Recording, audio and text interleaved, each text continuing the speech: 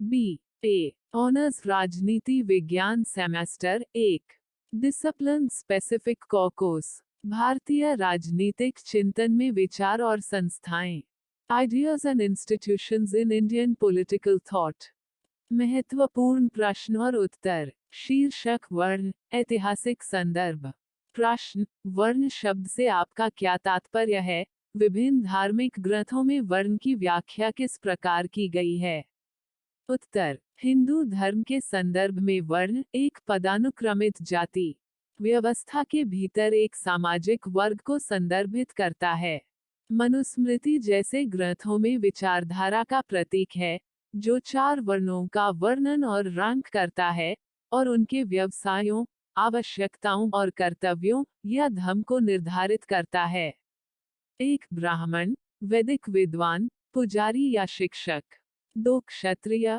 शासक प्रशासक या योद्धा 3 वैश्य कृषक किसान या व्यापारी 4 शूद्र कारीगर मजदूर या नौकर समुदाय जो 4 वर्णों या वर्गों में से एक से संबंधित हैं सवामा हिंदू कहलाते हैं दलित और आदिवासी जो किसी भी वर्ण के नहीं थे उन्हें अवमा कहा जाता था यह चौगुन विभाजन सामाजिक स्तरीकरण का एक रूप है जो अधिक सूक्ष्म प्रणाली जाति से काफी अलग है जो यूरोपीय शब्द जाति के अनुरूप है वर्ण व्यवस्था की चर्चा हिंदू ग्रंथों में की गई है और इसे आदर्श मानव के रूप में समझा जाता है यह अवधारणा आमतौर पर ऋग्वेद के पुरुष सूक्त पद्य में खोजी जाती है मनुस्मृति में वर्ण व्यवस्था पर टिप्पणी का अक्सर हवाला दिया जाता है इन शाब्दिक वर्गीकरणों के विपरीत कई हिंदू ग्रंथ और सिद्धांत सामाजिक वर्गीकरण की वर्ण व्यवस्था पर सवाल उठाते हैं और असहमत हैं संस्कृत शब्द वर्ण की उत्पत्ति धातु से हुई है जिसका अर्थ है आच्छादित करना गिनना वर्गीकृत करना विचार करना वर्णन करना या चुनना यह शब्द ऋग्वेद में प्रकट होता है जहां इसका अर्थ है रंग बाहरी रूप आकृति या आकार महाभारत में इस शब्द का अर्थ रंग टिट डाई या वर्णिक है वर्ण का अर्थ कुछ वैदिक और मध्ययुगीन ग्रंथों में किसी वस्तु या लोगों के रंग नस्ल जनजाति प्रजाति प्रकार प्रकृति चरित्र गुणवत्ता संपत्ति से है वर्ण मनुस्मृति में 4 सामाजिक वर्गों को संदर्भित करता है 4 सामाजिक वर्गों जिसमें ब्राह्मण क्षत्रिय वैश्य और शूद्र वर्ग है यही आदिपुरुष के यज्ञ में क्रमशः मुख भुजाएं जांघें और पैर बनते हैं कुछ आधुनिक इंडोलॉजिस्ट मानते हैं कि पुरुष सुक्तम बाद में जोड़ा गया है संभवतः एक चार्टर मिथक के रूप में स्टेफनी जेमिसन और जोएल ब्रेरेटन संस्कृत और धार्मिक अध्ययन के एक प्रोफेसर कहते हैं ऋग्वेद में एक विस्तृत बहुत उपविभाजित और के लिए कोई सबूत नहीं है व्यापक जाति व्यवस्था और वर्ण व्यवस्था ऋग्वेद में भ्रूणीय प्रतीत होती है और तब और बाद में एक सामाजिक वास्तविकता के बजाय एक सामाजिक आदर्श रामशरण शर्मा कहते हैं कि ऋग्वैदिक समाज न तो श्रम के सामाजिक विभाजन के आधार पर संगठित था और न ही धन के अंतर के आधार पर यह मुख्य रूप से परिजन जनजाति और वंश के आधार पर संगठित था वैदिक काल के बाद धर्मशास्त्र साहित्य महाभारत और पुराणों में वर्ण विभाजन का वर्णन किया गया है वर्ण व्यवस्था की विस्तृत चर्चा धर्मशास्त्रों में की गई है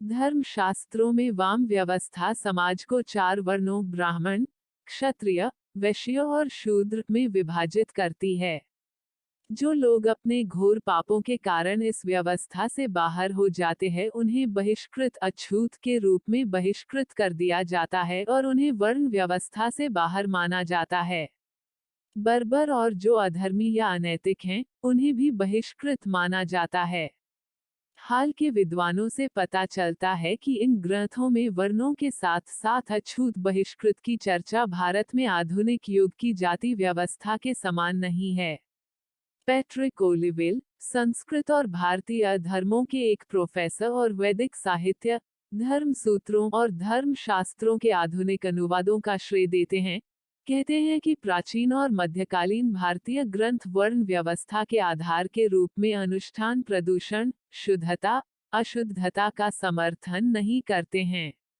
ओलिवेल के अनुसार धर्मशास्त्र ग्रंथों में शुद्धता, अशुद्धता की चर्चा है, लेकिन केवल व्यक्ति के नैतिक, कर्मकांड और जैविक प्रदूषण, कुछ प्रकार के भोजन जैसे मांस, पेशाब और शौच खाने के संदर्भ में धर्मशास्त्रों की अपनी समीक्षा में ओलिवेल लिखते हैं, हम कोई उदाहरण नहीं देखते हैं जब व्यक्तियों के समूह या वर्ण या जाति के संदर्भ में शुद्ध या अशुद्ध शब्द का उपयोग किया जाता है। प्रथम सहस्राब्दी से शास्त्र ग्रंथों में अशुद्धता का एकमात्र उल्लेख उन लोगों के बारे में है जो गंभीर पाप करते हैं और इस तरह अपने वर्ण से बाहर हो जाते हैं। ओलिवेल लिखते हैं, इन्हें गिरे हुए लोग और अशुद्ध कहा जाता है, यह घोषणा करते हुए कि उन्हें बहिष्कृत किया जाता है। ओलिवेल कहते हैं कि धर्मशास्त्र ग्रंथों में शुद्धता या अशुद्धता से संबंधित मामलों में अत्यधिक ध्यान व्यक्तियों को उनके वर्ण संबद्धता के बावजूद चिंतित करता है और सभी चार वर्ण अपने चरित्र, नैतिक इरादे, कार्यों, मासूमियत या अज्ञानता, वजीफा और कर्मकांडों के व्यवहार की सामग्री से शुद्धता या अशुद्धता प्राप्त कर सकते हैं। ओलिवेल कहते हैं, मॉन्ट अपने आकलन में सही है कि वर्ण की विचारधारा शुद्धता पर आधारित नहीं है। यदि ऐसा होता तो हमें विभिन्न वर्णों की सापेक्ष शुद्धता और अशुद्धता पर कम से कम कुछ टिप्पणी खोजने की उम्मीद करनी चाहिए। महत्वपूर्ण बात यह है कि धर्म साहित्य से निकलने वाली शुद्धता और अशुद्धता की विचारधारा व्यक्ति से संबंधित है, न कि व्यक्ति से समूहों के साथ, शुद्धिकरण के साथ और शुद्धता के साथ नहीं, और उस सिद्धांत को बहुत कम समर्थन देता है जो सापेक्ष शुद्धता को सामाजिक स्तरीकरण की नींव बनाता है। पहले तीन वर्णों को धर्मशास्त्रों में 2 बार जन्म के रूप में वर्णित किया गया है और उन्हें वेदों का अध्ययन करने की अनुमति है। वेदों का अध्ययन कौन कर सकता है, इसका ऐसा प्रतिबंध वैदिक युग के साहित्य में नहीं मिलता है। मनुस्मृति पशुपालन को वैश्य व्यवसाय के रूप में निर्दिष्ट करती है, लेकिन ऐतिहासिक साक्ष्यों से पता चलता है कि ब्राह्मण, क्षत्रिय और शूद्र भी पशु रखते थे और पालते थे और पशुधन उनके घरों का मुख्य आधार था। रामनारायण रावत इतिहास के एक प्रोफेसर और भारतीय उपमहाद्वीप में सामाजिक बहिष्कार में विशेषज्ञता रखते हैं, कहते हैं कि 19वीं शताब्दी के ब्रिटिश रिकॉर्ड बताते हैं कि अछूतों के रूप में सूचीबद्ध चमारों के पास भूमि और मवेशी भी थे और वे सक्रिय कृषिविद थे। कौशल के सम्राट और काशी के राजकुमार अन्य उदाहरण है। टिमिगोल्ड, एक मानव विज्ञानी, लिखते हैं कि मनुस्मृति वर्ण व्यवस्था पर एक अत्यधिक योजनाबद्ध टिप्पणी है, लेकिन यह भी विवरण के बजाय मॉडल प्रदान करती है। सुसान बेली का कहना है कि मनुस्मृति और अन्य शास्त्रों ने सामाजिक पदानुक्रम में ब्राह्मण को ऊपर उठाने में मदद की और ये वर्ण व्यवस्था के निर्माण में एक कारक थे। लेकिन प्राचीन ग्रंथों ने भारत में जाति की घटना को किसी तरह से नहीं बनाया। छांदोग्य उपनिषद इंगित करता है कि वर्ण किसी के जन्म और पिछले जन्म के आधार पर आवंटित किया जाता है। उनमें से जिन्होंने इस संसार में अपने पिछले जन्म में अच्छा काम किया है, उसी के अनुसार अच्छा जन्म प्राप्त करते हैं। वे ब्राह्मण, क्षत्रिय या वैश्य के रूप में जन्म लेते हैं। लेकिन जिन्होंने इस संसार में अपने पिछले जन्म में बुरा काम किया है, वे कुत्ते, सूअर या जातिहीन व्यक्ति के रूप में पैदा होने के कारण एक बुरा जन्म प्राप्त करते हैं। छांदोग्य उपनिषद, वज्रसूची उपनिषद, हालांकि कहता है कि ब्राह्मण की स्थिति जन्म, ज्ञान या कर्म पर आधारित नहीं है, बल्कि स्वयं के आत्मन आंतरिक आत्मा के प्रत्यक्ष बोध पर आधारित है।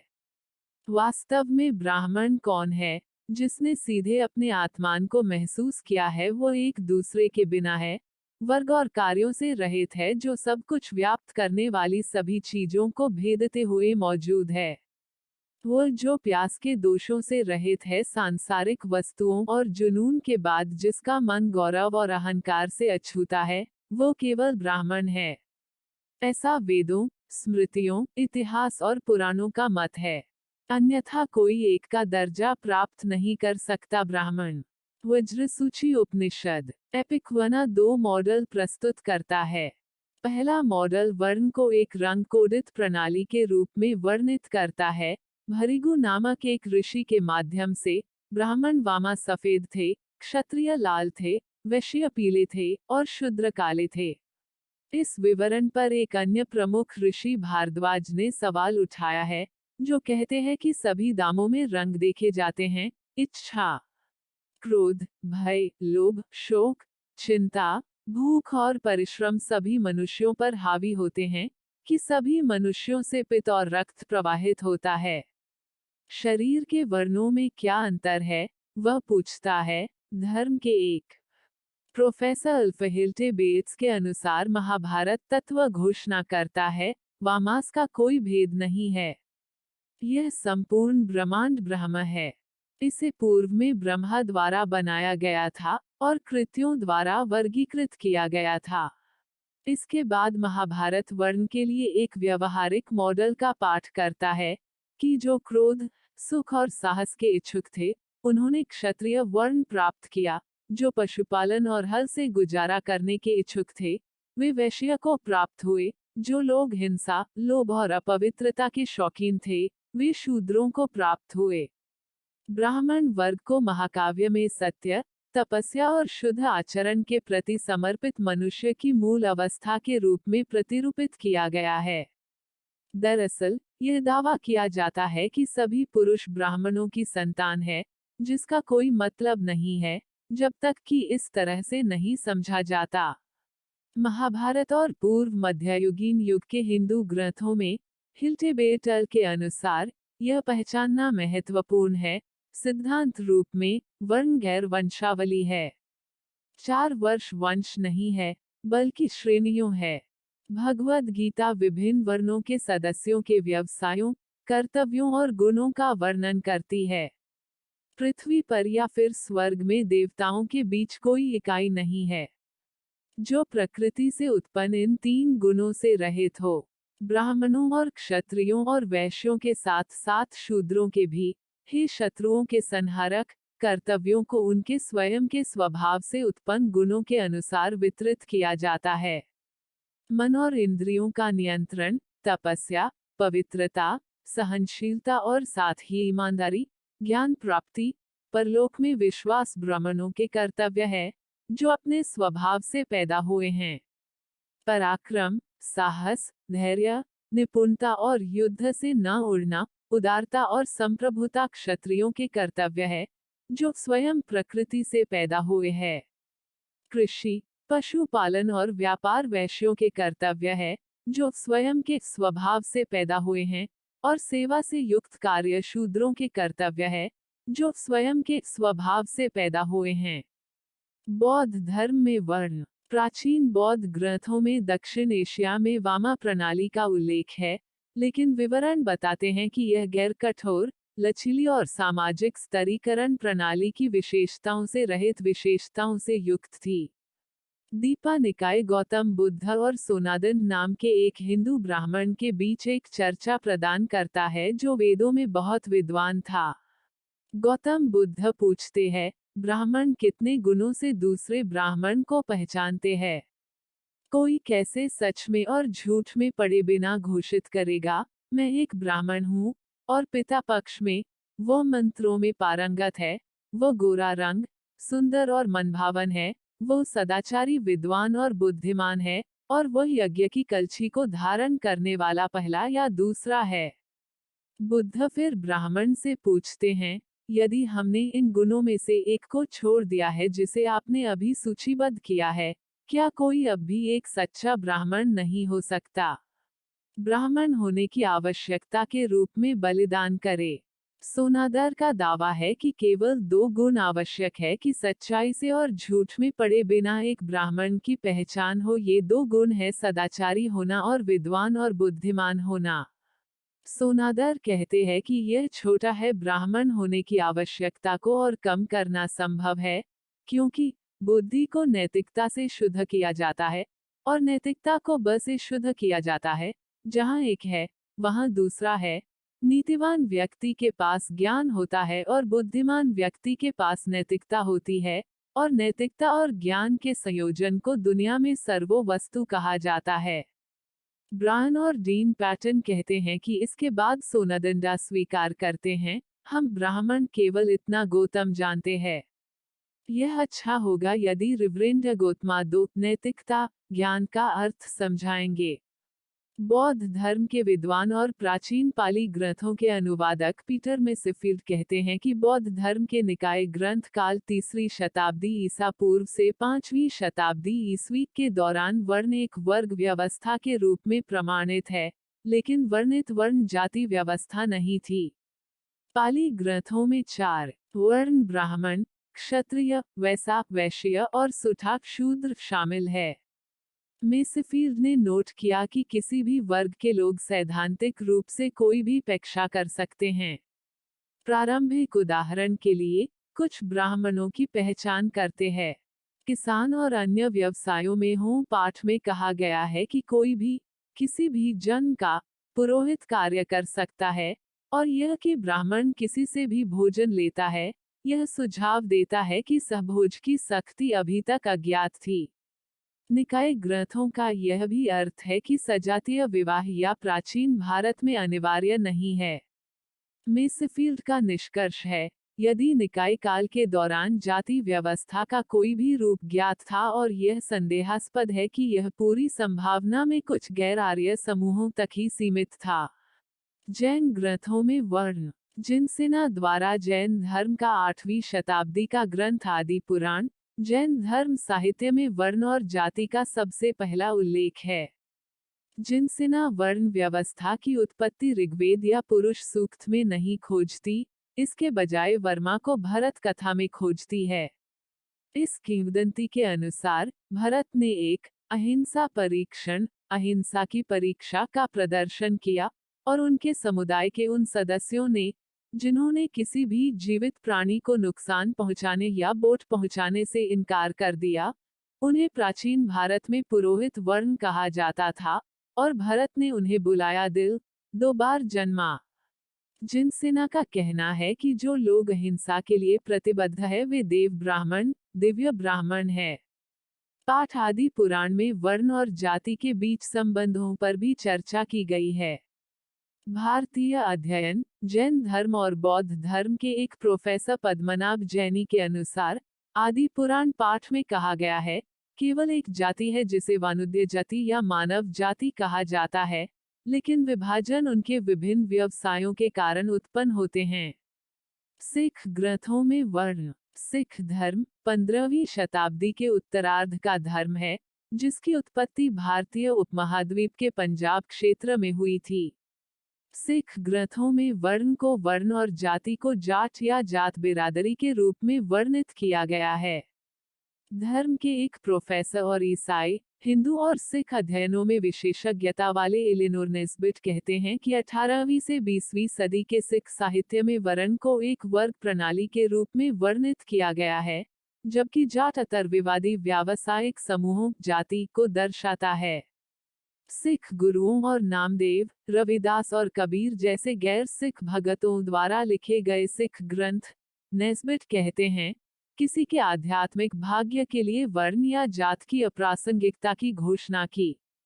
उन्होंने सिखाया कि सारी मानवता के पास एक ही शरण स्थली है, और यह कि ईश्वरीय शिक्षा सभी के लिए है। सिख धर्म बिना किसी वर्ण के समाज को सिखाता है। व्यवहार में, हरजोत ओबरॉय कहते हैं, 1914 में खालसा धर्मशास्त्र जैसे माध्यमिक सिख ग्रंथों ने तर्क दिया कि प्रमुख सिखातीतों में कुछ सिख जातियों का प्रवेश वर्जित होना चाहिए। इसी तरह व्यवहार और उसके ग्रंथों में, सिख धर्म के गुरुओं ने जाति के भीतर शादी करने और अपने बच्चों को शादी करने के सम्मेलन की निंदा या तोड़ नहीं किया, और सभी सिख गुरु खत्री थे, उनकी खत्री पत्रियां थीं और उनके भीतर विवाह की व्यवस्था की थी। जाट धवन के अनुसार 18वीं शताब्दी के मध्य से राहत नाम और अन्य निर्देशात्मक सिख ग्रंथ, सिख समुदाय के भीतर विभिन्न जाति समूहों की जन्म और विवाह परंपराओं को समायोजित और पुष्टि करते हैं। रविदासी सिख और रामगढ़िया सिख अपने स्वयं के पूजा स्थलों में एकत्रित होकर अपनी स्वयं की पाठ्य और उत्सव परंपराओं का पालन करते हैं। नेस्बिट कहते हैं, ये वर्ण आधारित जाति आधारित धार्मिक मंडली है जो सिख धर्म से उभरी है। उदाहरण के लिए, रविदासिया समूह भगत रविदास की शिक्षाओं पर जोर देता है। एक कवि संत एक परिवार में पैदा हुआ था जिसका पारंपरिक अछूत व्यवसाय मृत जानवरों और चमड़े से संबंधित था। तो कुल मिलाकर इस प्रस्तुति में हमने वर्ण से संबंधित ऐतिहासिक जानकारी प्राप्त की। प्रस्तुति समापन। आपका धन्यवाद। Disclaimer: This notes has been made after a lot of research, yet the accuracy of the answers may vary. The author assumes no responsibility or liability for any errors or omissions in the content of this notes. The information contained in this notes is provided on an as-is basis with no guarantees of completeness, accuracy, usefulness or timeliness.